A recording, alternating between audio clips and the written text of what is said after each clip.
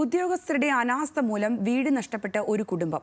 തിരുവനന്തപുരം നെല്ലിവിള സ്വദേശി സുനിത വിജയനാണ് ലൈഫ് പദ്ധതി പ്രകാരം വീട് ലഭിച്ചെന്ന ഉദ്യോഗസ്ഥരുടെ വാഗ്ദാനത്തിൽ ഉണ്ടായിരുന്ന വീട് പൊളിച്ചത്.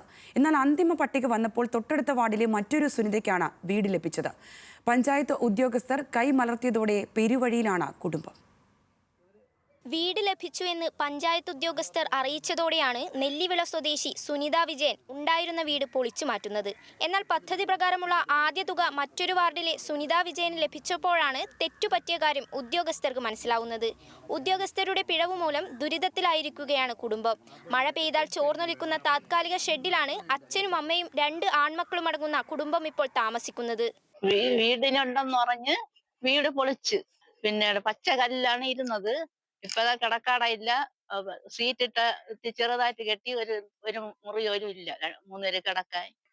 പഞ്ചായത്തിൽ നിന്നാണ് വീട് പൊളിച്ച് പൈസ കായി കിടക്കണം വരെ പറഞ്ഞു. ഇപ്പൊ പൈസയും ഇല്ല, വീടും ഇല്ല ഞങ്ങൾക്ക്.